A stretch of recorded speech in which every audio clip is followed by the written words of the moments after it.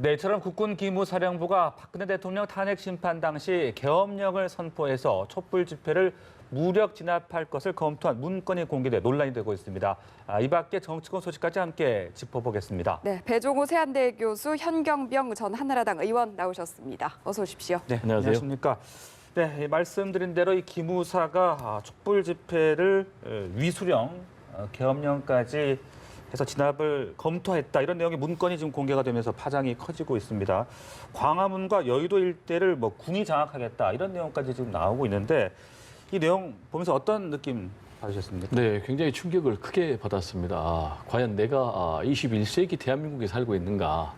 아니면 유신 시대 또는 12.12 군사 반란 또 5.18 광주 학살 시대에 살고 있는가라는 네네. 착각이 들 정도였는데요.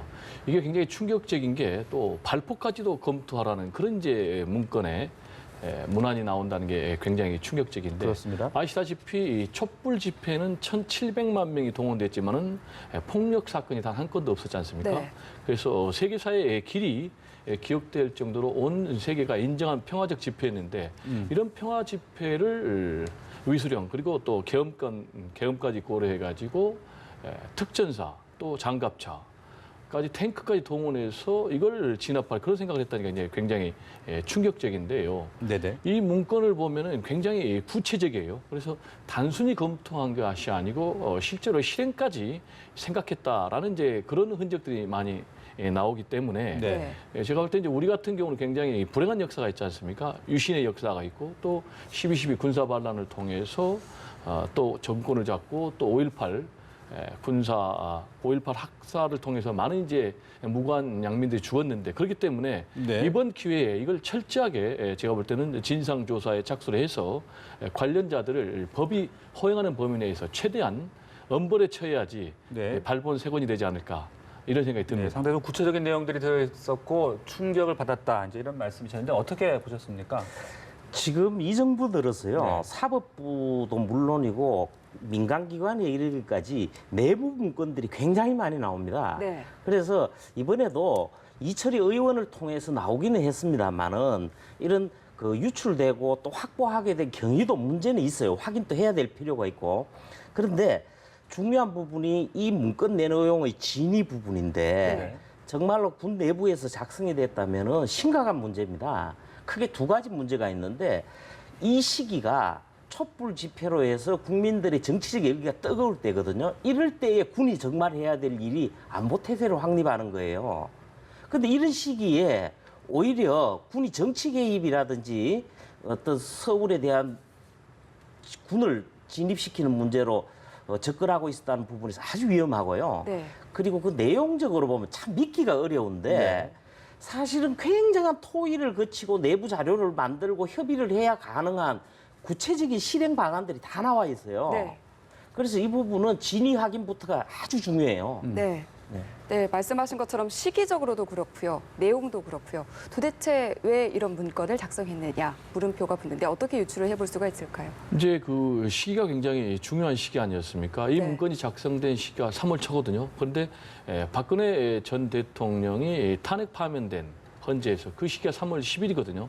그러니까 그런 것들을 다 종합해서 이 이 문건이 이제 작성됐다는 데 문제의 심각성이 있는데요. 네네. 이 문건의 내용을 보면은 이제 굉장히 불법적인 요소가 다분합니다. 네. 그게 무슨 얘기냐면은 이 비상계엄은 기무사에서 핸들링할 문제가 아니거든요. 그렇죠. 이게 합참에서 해야 될 그런 이제 영역인데 그런 군령권을 넘어서 기무사가 했다는 것이고요. 그리고 아까도 말씀드렸지만 내용을 보면은 단순 검토가 아니고 매우 구체적이거든요. 그 내용을 보면 이제 이런 내용까지 있어요. 탱크, 장갑차, 특전사를 동원하고 또 그리고 중령 또 대령급 요원들을 정부 24개 부처에 투입을 해서 정부 부처를 장악을 하고 또 그리고 언론사를 장악을 하고 또 그리고 언론을 통제를 하고 네.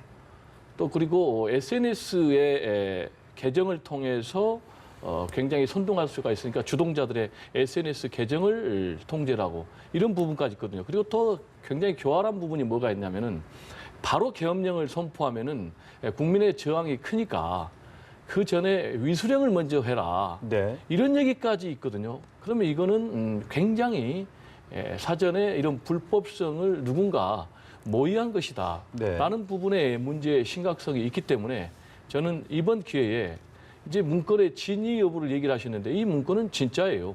그리고 만약에 가짜로 간다면은 그럼 더 심각해지는 거예요.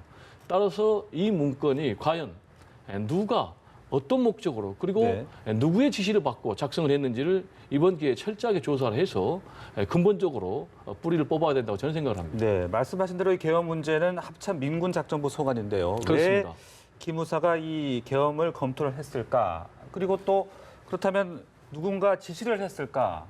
이 부분 어떻게 봐야 되는 겁니까? 아주 중요한 부분을 말씀을 하셨는데 계엄령은 대통령이 내리는 겁니다.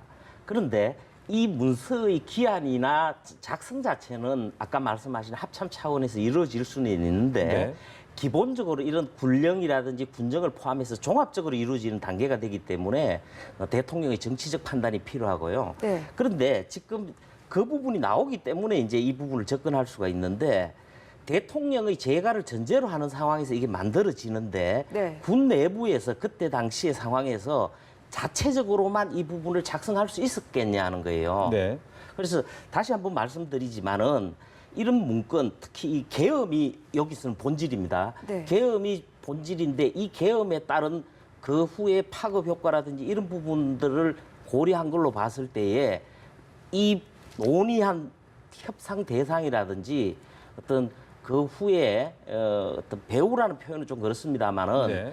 관련돼 있는 부분까지 정확하게 밝혀야 될 필요성이 있어요. 네, 두 분이 강조하신 대로 이 시점에서 가장 중요한 것은 진상 규명인데 일단 국방부 검찰단이 조사에 나서기로 했는데 지금 사안으로 봤을 때 조사에 어려움은 없을지 그리고 제대로 이뤄질 수 있을지 이 부분도 좀 짚어볼까요? 네, 이제 당초에 이 문건은 이제 기무사 개혁 TF에서 발견이 됐는데요. 예. 아시는 것처럼 이제 기무사 개혁 TF는 민간인으로 구성이 되어 있거든요. 그래서 민간인이 강제 수사권이 없지 않습니까? 그래서 국방부 검찰단에서 이 문제를 조사하겠다라는 것은 굉장히 잘한 건데 네. 문제는 기무사가 5천 명이나 됩니다. 그리고 이런 문건을 작성했을 것으로 추정이 되는 인물들이 기무사의 고위직이라는 것이거든요. 그럼 지금도 이 사람들이 여전히 군 고위직의 자리를 잡고 있다는 거예요. 네. 그러면은 국방부가 이걸 진상조사를 했을 경우에 과연 진상이 제대로 밝혀지겠느냐라는 문제 제기가 되고 있거든요. 또 하나는 당시에 이제 한민국 국방장관도 보고를 받은 것으로 그렇게 추정이 되고 있거든요. 그리고 조현천 기무사령관, 이 사람 지금 해외에 있다고 그러죠. 네. 이 두 사람은 현재 민간인 신분이거든요.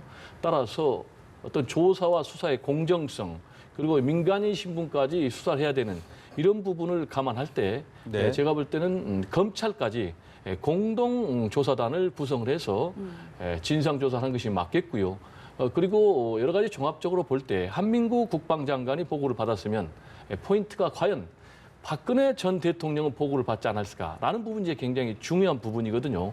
그러면 아까 말씀드린 대로 불법적으로 왜 기무사가 이 문건을 작성을 했느냐라는 네. 부분, 그리고 계엄을 이런 중요한 문제를 대통령의 허락 없이 자체적으로 조사를 했겠느냐, 검토를 했겠느냐라는 부분이 있기 때문에 제가 볼 때는 군, 검찰 합동조사단이 구성이 돼서 이 문제까지 철저하게 수사를 하는 것이 맞다 이런 생각이 듭니다. 네, 앞으로의 조사나 수사 과정에서 어떻게 좀 우리가 지켜봐야 될 부분 짚어줄 수 있겠습니까? 지금 이제 국방부 검찰단에서 이제 진행을 하게 되는데 사실은요 기무사령부라는 것이 전군을 장악하고 있는 기관으로 보시면 됩니다. 네. 정보 기능도 중요하지만은 구테타 예방이 이 부대의 본질적인 기능 중에 하나입니다. 네.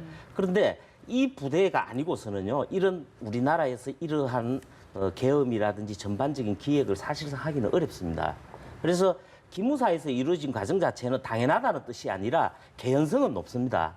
그렇다 하더라도 기무사가 본연의 기능에서 벗어나서 우리 민주주의라든지 국민주권주의라든지 또 시기가 탄핵 그 심판을 한창 결론을 앞두고 엄중한 시기에 진행되었기 때문에 기무사에 대해서 정확한 실태 파악이 이번에 필요합니다. 그렇게 해서 다시는 이런 기능을 못하도록 만들어야 돼요.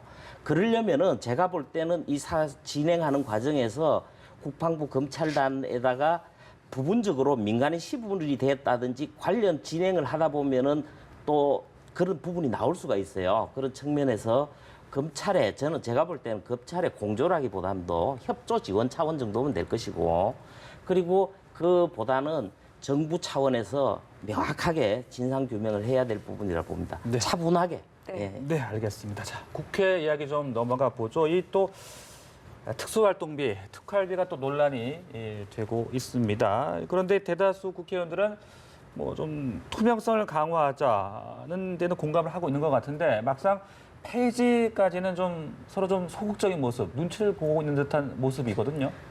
아니 제가 볼 때는 네. 일반적인 대다수의 국회의원은요 이 특수활동비에 대해서 폐지를 하든 않든 그다지 관심이 없을 거예요. 저는 결론부터 말씀드리면 예. 반드시 폐지돼야 된다고 봅니다. 사실은요 국회 그 운영이라든지 또 상임위 활동이라든지 전반적인 부분에 이 특수활동비가 소용되는 부분이 거의 없습니다. 의원들이나 상임위 운영 상황에서 거의 실제 지원받거나 도움받는 것도 없어요. 거의 개인들이 가져가고 있단 말이에요. 네. 그런 상황에서 그나마 제가 경험한 바로도 그렇습니다만은 한 번 정도 국회가 열리기 전이나 후에 밥 한 번 사는 정도 또 아니면 아주 예외적으로 현안이 있을 때의 활동비가 뭐 아주 조그만 액수를 지급하는 정도 이 정도 선이거든요. 그리고 무엇보다도 국회가 어느 곳보다도 예산 심의 결정권을 가진 기관으로서 국민의 대표 기관으로서 투명하게 공개되지 않는 자금 집행은 이번 기회에 없애버려야 돼요. 네. 그래야 신뢰가 생기겠죠. 네, 그 국정원 특활비 폐지에는 뭐 90명이 넘는 의원들이 서명을 했고 이게 상당히 또 좀 대조를 이루면서 국민들이 지금 이 국회 특활비 폐지 문제를 좀 주의 깊게 지켜보고 있는 그런 상황 아니겠습니까? 그렇습니다. 이제 말씀하신 대로 국정원 특수활동비가 굉장히 문제를 많이 일으켰지 않습니까? 그 돈으로 불법적으로 서로 거래를 하고 또 그 돈으로 불법적인 여론조사를 해서 뭐 친박들이 세우려는 그래서 많은 분들이 국정원장을 비롯해서 지금 현재 감옥에서 수감돼서 재판을 받고 있는 그런 상황 아니겠습니까? 그런데 지금 국회에서 말씀하신 대로 90명 정도가 서명을 해서 국정원 특수활동비를 폐지하자라는 이제 그런 법안을 발의를 했는데 그럼 문제는 국회 특수활동비를 어떻게 해야 되느냐라는 부분인데 네. 지금 당초에 국회 특수활동비가 대략 1년에 80억 정도 됐는데 줄어가지고 한 40억으로 줄었거든요.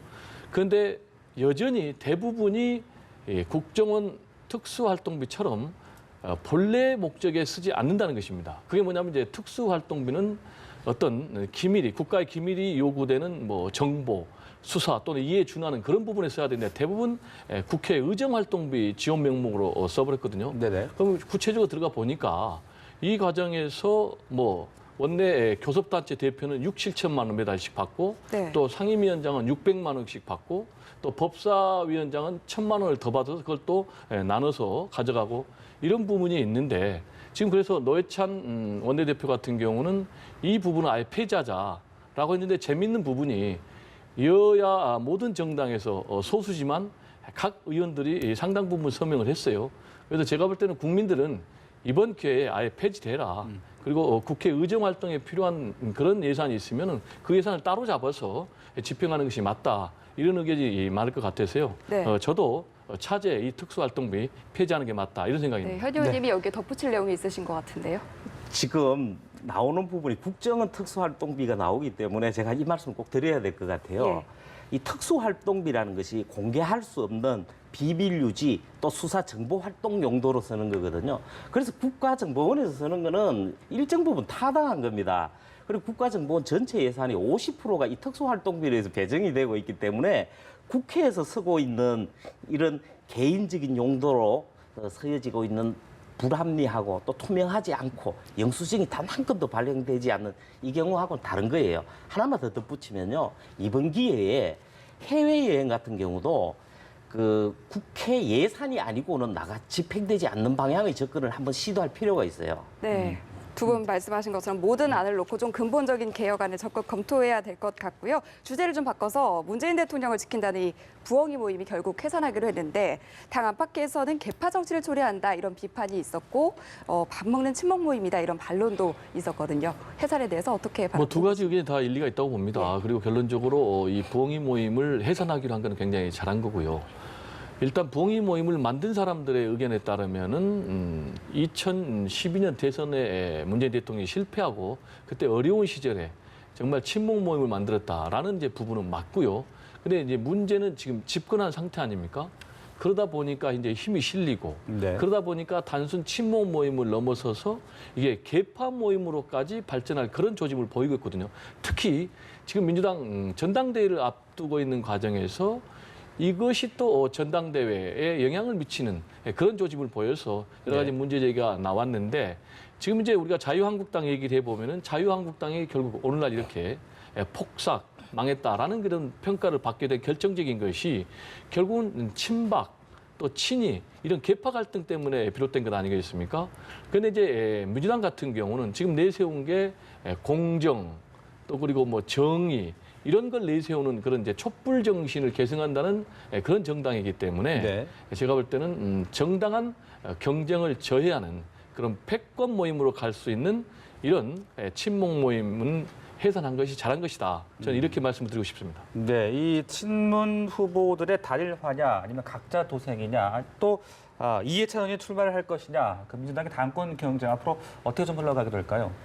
사실 처음 당권 경쟁에 돌입할 때는 김부겸 행정안전부 장관이 거론되면서 또 다양한 계층의 다양한 정파의 색깔의 후보들이 거명이 됐어요. 그런데 일정 순간부터 거의 친문 대표 구도로 가고 있는 것 같아요. 그러면서 심지어 방금 부엉이 모임 또 나왔습니다만은 이 전당대회를 앞두고 그 모임이 색깔을 드러냈단 말이에요. 결국은 21대 총선 공천권 대난이잖아요. 그래서 그런 관점에서 봤을 때에 이번에 또다시 친문이 확실한 당권의 저변을 가진 입장에서 대표까지 원내대표도 장악했지만 대표까지 장악하지 않게 하려고 하는 거 아니냐는 이런 어떤 패권주의적 구도에서 흐르는 부분이 있어요. 사실은 대통령의 국정 수행을 지원하고 또 정당의 당력을 강화시키는 차원에서의 기본적인 타당성은 모르겠는데 지금 진행되는 상황에서 민주당에서 친문의 과도한 세력화 부분은 경계돼야 되거든요. 그런데다가 당권 후보들도 심지어 막후에서 지금 당연한 듯이 조정을 하고 있다 이렇게 해서 당원이라든지 국민 전반의 의지와는 상관없이 움직이는 모습을 보이고 있기 때문에 우려스럽죠. 네, 앞으로 당권 경쟁 어떻게 흐를지 지켜보도록 하고요. 이번에는 자유한국당의 상황도 좀 짚어보겠습니다. 지금 뭐 분당론, 탈당설 이렇게 여러 가지가 나오고 있는 내용이 심각한 상황인데요. 상황이 심각한 만큼 어떻게 수습할 것이냐 여기에도 여러 가지 이야기들이 나오고 있는 것 같습니다. 어떻게 바라보고 계십니까? 그러니까 처음 내부적인 차원에서 해결을 하려고 하다 보니까 더 어려워지고 국민들이 바라볼 때는 내분이고 친박 비방 간의 권력 투쟁 비슷하게 이렇게 보여진단 말이에요. 그런데 사실은 제가 볼 때는 이제 곧 비대위원장이 선임이 돼요. 네. 그 이유가 중요합니다. 비대위원장한테는 두 가지가 관건인데 하나는 어떤 사람이냐. 그 비대위원장 자체가요. 장악력과 어떤 추진력 이런 부분들을 확실하게 가지고 있어야 됩니다. 그리고 그에 걸맞게 전권이 부여가 돼야 되거든요. 그렇게 돼서 한번 지켜볼 필요가 있는데 네네. 저는 뭐 개인적인 의견입니다만은 자유한국당 자체로 진행되기에는 한계가 있다고 봅니다. 사실은 의원이 112명이 있지만은 거의 대부분이 친박이거나 범친박이에요.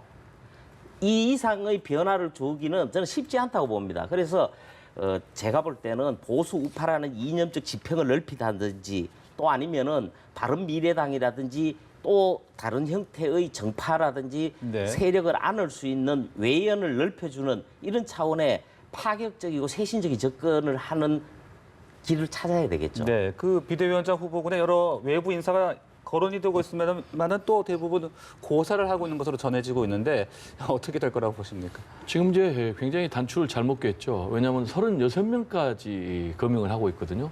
그러면 어느 분 입장에서는 자신이 36명 중에 한 명이라면 굉장히 대우를 받고 있다 이렇게 생각을 할까요? 제가 볼 때는 굉장히 잘못됐고 또 36명 거론되는 분들 가운데 모셔야 될 분들은 대부분 다 이미 고사를 했지 않습니까? 뭐 이해창 전 대표라든지 이정미 전 헌법재판소장 권한대행이라든지 그리고 이국종 교수 같은 경우는 이제 만나서 부탁까지 했는데 고사를 했거든요. 굉장히 이제 잘못됐고요. 지금 이제 비대위원장은 곧 선출될 거다라고 했는데 저는 좀 그렇게 안 보거든요. 그게 무슨 얘기냐면은 지금 그렇게 순조롭게 가는 것을 친박에서 원하지 않아요. 친박에서는 강력한 비대위원장을 데려와서 결국은 자기들 제거할 것이다. 이런 의구심을 갖고 있기 때문에 의총에서 비대위원장을 선출해야 되는데 그것 자체를 지금 맡겠다는 거고 그 전에 김성태 권한대행을 사퇴시키겠다. 그리고 김무성 의원을 탈당시키겠다라는 거기 때문에 현재 제가 볼 때는 자유한국당은 답이 없는 상태다.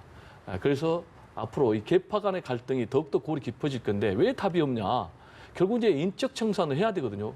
그러려면 친박을 청산해야 되는데 지금 계파 투쟁에다가 당권 투쟁까지 그렇게 돼 있기 때문에 앞으로 내용이 더 심각해지면 심각해지지.